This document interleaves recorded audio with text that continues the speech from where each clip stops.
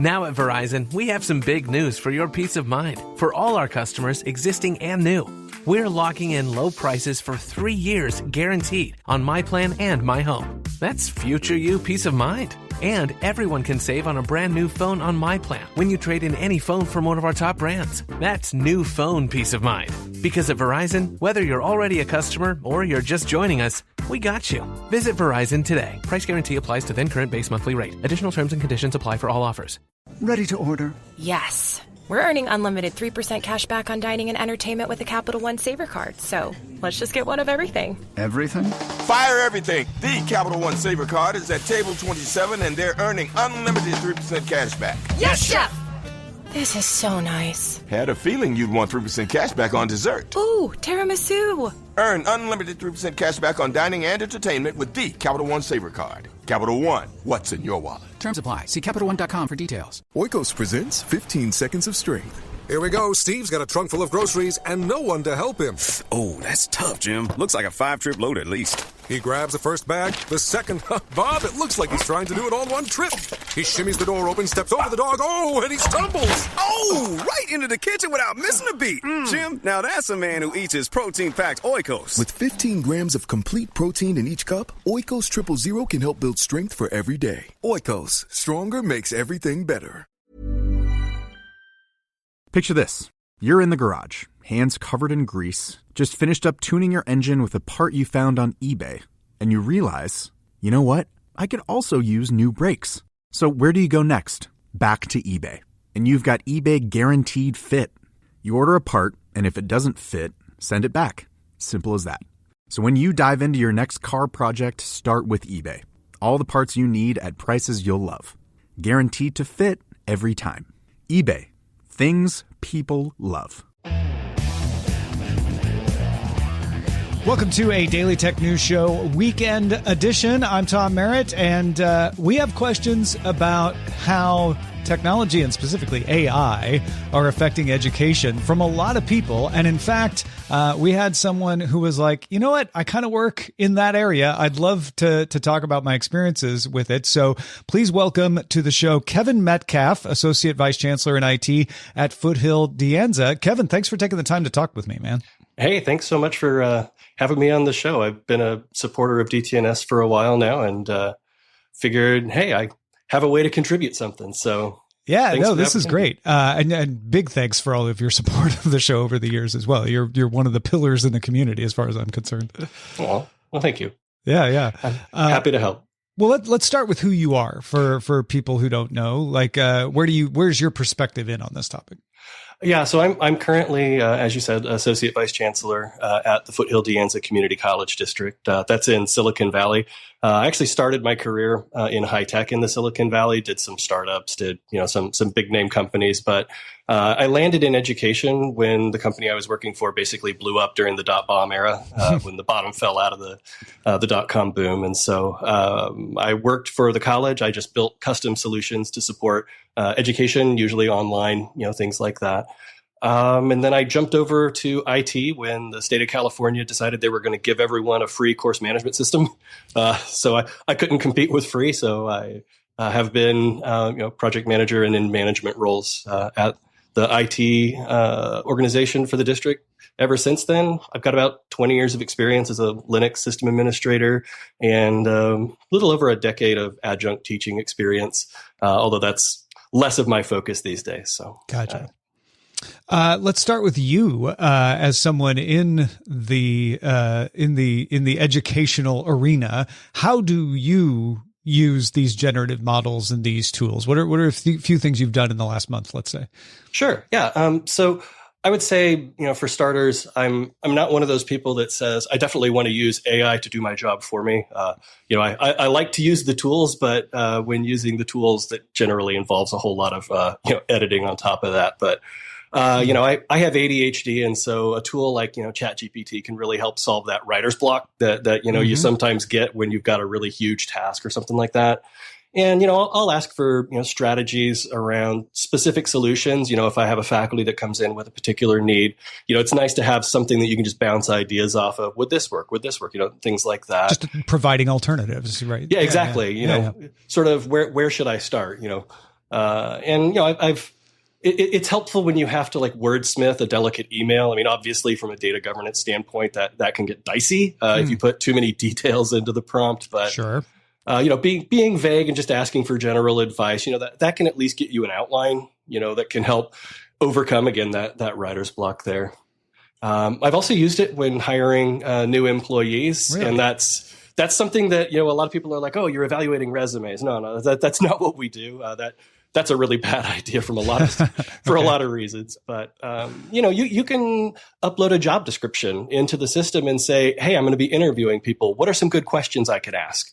That'll make, let me know if someone can do the job. Again, right? like idea generating for you, not dictating what you do. That's interesting. Yeah, exactly. And it's also helpful for formatting. I have pretty bad carpal tunnel, so it's nice to be able to just throw an agenda at it and say, hey, you know what, organize this, format it formally, and add some timestamps or whatever.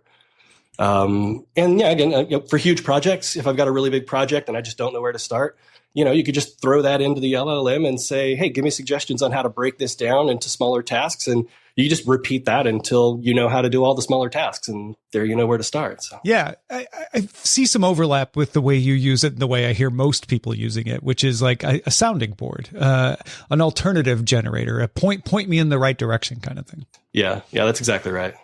All right, so when we think students, I think a lot of people immediately jump to they are using it to write their papers. They're using it to cheat. But what are some of the beneficial uses of these tools for students?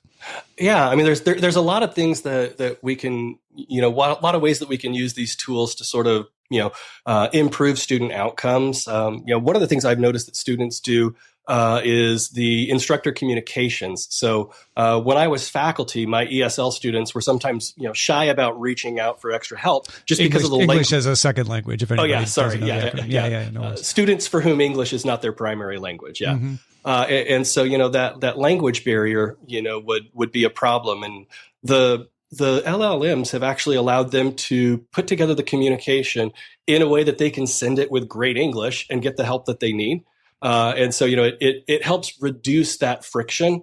And it was something I hadn't anticipated, but it really did help my ESL students. I had a couple of years ago a student that came in, and I had interacted with them online a lot, through text, and then asked them to join a Zoom session. And when they were in the Zoom session, it was almost impossible to communicate, but we could just go back to those text-based communications, and it worked perfect for them. So that's great. Yeah, another thing that I've seen are tools like tutor bots. So if you're familiar with Khanmigo, this is Khan Academy is the organization. Yeah. It's so KHANMIGO. It's basically an AI that rather than giving you the answer, you give it a problem and it walks you through the steps of, sort of giving you hints and teaches you to sort of think creatively, about things like that. So those kinds of tools can be really helpful. And, also just getting started, right? If a student's, got the writer's block issue, just ask it for some writing prompts, for a creative writing class or something like that. So what's good for the prof is good for the student, right? Absolutely. Yeah. All right. We got some specific questions here. Chris wanted to know if the curriculum is being changed or has been changed for students to account for the fact that they have AI tools available. Yeah, and it's sort of the idea, you see the benefits to students, and there's also, benefits to the instructors, right? So you can use it to evaluate your assignments or your lectures. Are there places where my assignments are, confusing, or I could more effectively teach them a different way? Let's say I'm a kindergarten teacher that, needs to teach a lesson about number comparison. Well, I might ask the LLM for some innovative ways to teach less than and greater than, and that may mean that instead of using, hey, the arrow points to the smaller number, you use the greedy alligator always eats the bigger number, something that sticks out in students' minds, things like that. I also like to use it for, something like if I'm evaluating a paper that a student's written or something like that, I can go through and, do all of my edits, add all of my feedback, and then push that into the LLM and say, hey, is there something I missed? Or is there some way that I could more clearly communicate that? It's this idea that if you've been teaching for a while, then, you likely have a bunch of templates that you've put together of, frequent responses for students. I used to teach the Perl programming language, and I would often get these assignments from students where it was clear they didn't really understand the difference between an array and a hash. And so I had a few different ways that I could explain that depending on sort of what their code looked like. Well, if I had that if I had an LLM available, then, you could just put the feedback templates into there. And then you could just say, hey, you know what, highlight line 26 and insert a comment from the hash as an array template, kind of thing. And so really speed that process up. So not using the tool to do your job, but using the tool to streamline the work that you're already doing. My father was a junior high teacher. And so, he would frequently come home from like an 8 or 9 hour day of teaching and then just spend hours every night grading papers, and then, people like to joke about teachers getting the summer off, but, looking back, I would say it's kind of ironic. My dad probably worked more hours while I was growing up than I did when I first started working in the tech sector in Silicon Valley. Wow. So, yeah, that's saying something for sure. Yeah. But in terms of actual, changes to the syllabus or the curriculum, that can be helpful, sort of bounce some ideas off it again, like you were saying before. If I swap some topics, would it make learning easier? Sometimes it's clear that certain topics should come before others. If maybe you need to teach multiplication before you can teach exponents. But, are there topics that it's not intuitive that it makes students think differently? And maybe if I swap them around, it would put the students in the right headspace to think about an upcoming concept, or things like that. Picture this. You're in the garage, hands covered in grease, just finished up tuning your engine with a part you found on eBay, and you realize, you know what? I could also use new brakes. So where do you go next? Back to eBay. You can find anything there. It's unreal. Wipers, headlights, even cold air intakes. It's all there. And you've got eBay Guaranteed Fit. You order a part, and if it doesn't fit, send it back. Simple as that. Look, DIY fixes can be major. Doesn't matter if it's just maintenance or a major mod. You got it, especially when things are guaranteed to fit. So when you dive into your next car project, start with eBay. All the parts you need at prices you'll love. Guaranteed to fit every time. eBay. Things people love. Now at Verizon, we have some big news for your peace of mind. For all our customers, existing and new, we're locking in low prices for 3 years guaranteed on My Plan and My Home. That's future you peace of mind. And everyone can save on a brand new phone on My Plan when you trade in any phone from one of our top brands. That's new phone peace of mind. Because at Verizon, whether you're already a customer or you're just joining us, we got you. Visit Verizon today. Price guarantee applies to then current base monthly rate. Additional terms and conditions apply for all offers. Sonesta Travel Pass is the most rewarding way to travel. Sign up at Sonesta.com for instant savings, bonus points, and perks like early check-in and late checkout, room upgrades, and free stays. Choose from 1,100 hotels across 13 brands and unlock their best rates when you book with Sonesta Travel Pass. Here today, roam tomorrow. Join now at Sonesta.com. That's Sonesta.com. Terms and conditions apply. Ready to order? Yes. We're earning unlimited 3% cash back on dining and entertainment with the Capital One Saver Card. So let's just get one of everything. Everything? Fire everything. The Capital One Saver Card is at table 27, and they're earning unlimited 3% cash back. Yes, Chef! This is so nice. Had a feeling you'd want 3% cash back on dessert. Ooh, tiramisu. Earn unlimited 3% cash back on dining and entertainment with the Capital One Saver Card. Capital One, what's in your wallet? Terms apply. See CapitalOne.com for details. Imagine a toilet so striking it inspired a couture dress. That's right. Kohler's Veil Smart Toilet in honed black actually inspired fashion designer Laura Kim to create a stunning black chiffon dress that debuted on the runway at New York Fashion Week. The Veil Smart Toilet, with its curved design, deep, rich, textural color, touchscreen controls, and customizable cleansing features, can transform your routine into something extraordinary. That's the power of design. Design changes everything. Veil Smart Toilet in honed black, only from Kohler. Discover the Veil Smart Toilet and go behind the scenes of Kohler's partnership with creative director Laura Kim at Kohler.com. Yeah. Again, a lot of these examples are second pair of eyes, source of ideas. And that all makes sense to me. Yeah. And I think that's really, sort of something that's going to be driving into the curriculum just about in every discipline is, you're looking at that second pair of eyes there. Another benefit that I think people often overlook is professional development. And this is true for basically any field, right? Try telling your favorite LLM what field you work in and then ask it, what kind of skills should I focus on learning? What skills am I going to need in this field in the next 2 to 3 years? Maybe just feed it your resume and see where your blind spots are. It's, here's my resume. What 3 skills should I focus on learning? You might even discover, I already knew how to do that. I should add that to my resume. Yeah. No, that's all good. And I think that's all positive stuff. Even so, I think a lot of people are just like, okay, sure, AI. That's all we hear about.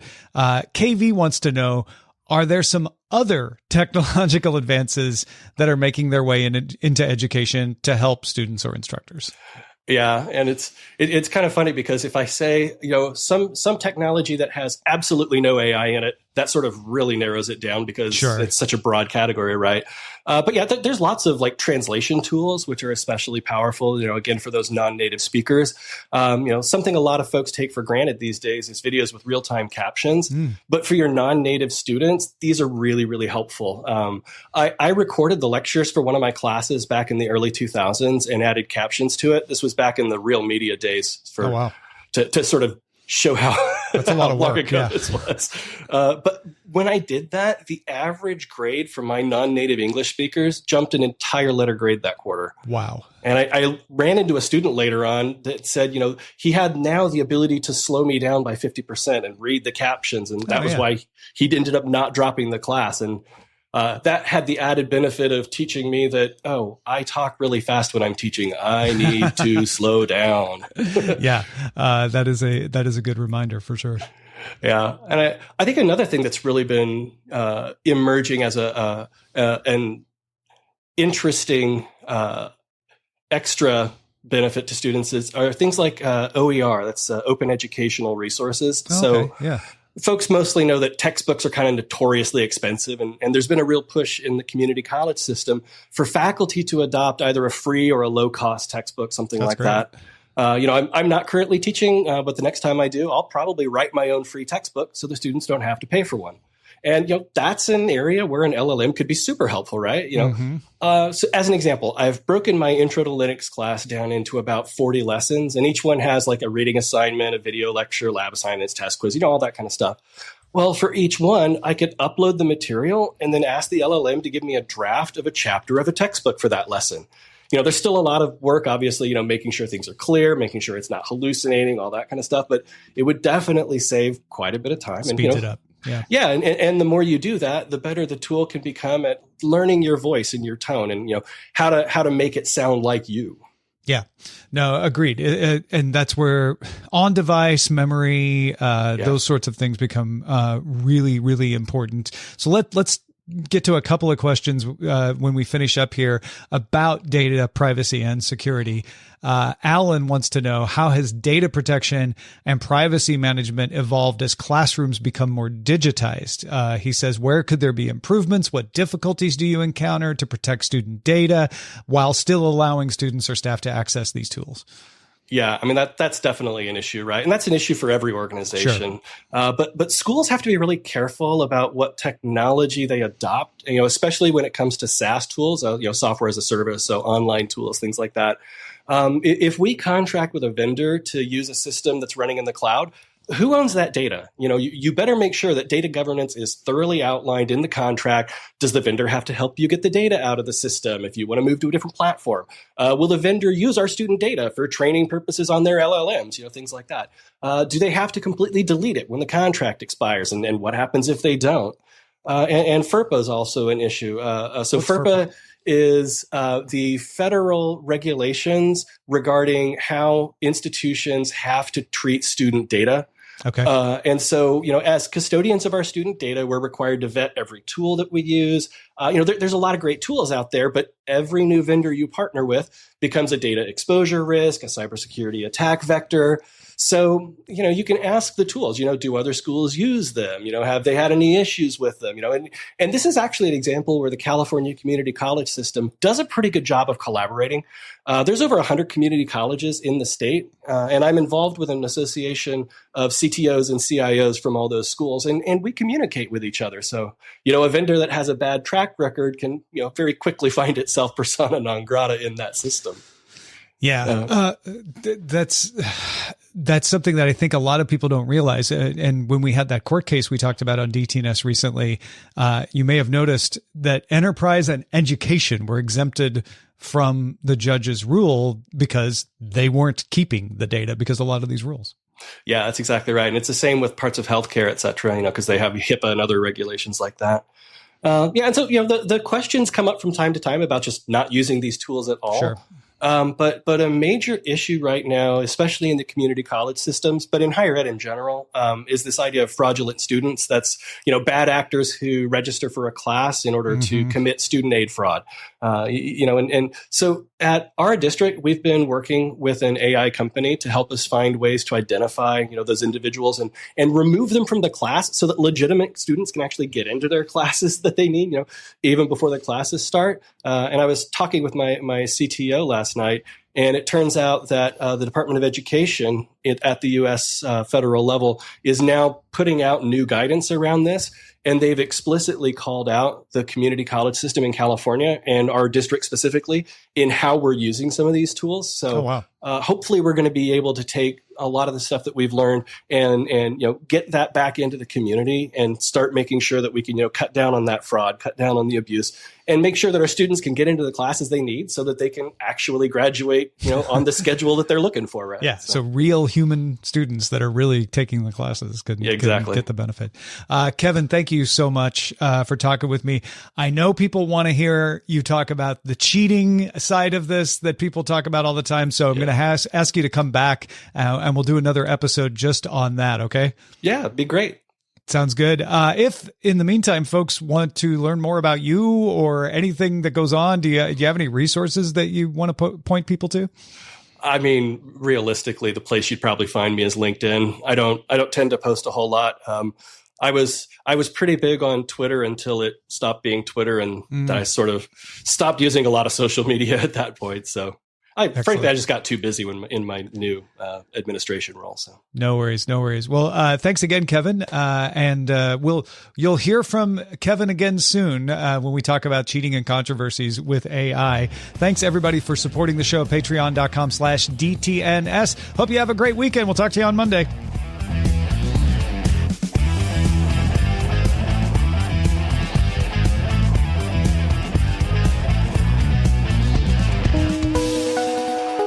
The DTNS family of podcasts, helping each other understand. Diamond Club hopes you have enjoyed this program. Ready to order. Yes. We're earning unlimited 3% cash back on dining and entertainment with a Capital One Saver card. So let's just get one of everything. Everything? Fire everything. The Capital One Saver card is at table 27, and they're earning unlimited 3% cash back. Yes, Chef! This is so nice. Had a feeling you'd want 3% cash back on dessert. Ooh, tiramisu. Earn unlimited 3% cash back on dining and entertainment with the Capital One Saver card. Capital One, what's in your wallet? Terms apply. See CapitalOne.com for details. Hi, friends. Nikayla from Side Hustle Pro here. Whether you're running a nonprofit, a school, or a small business, Walmart Business is here to support your mission. They make it easy to order what you need, from tech and cleaning supplies to everyday essentials, all at low prices and with helpful tools like spend tracking and tax-exempt purchasing for eligible organizations. Because when your operations are smooth, your impact can be bigger. Visit business.walmart.com to get started.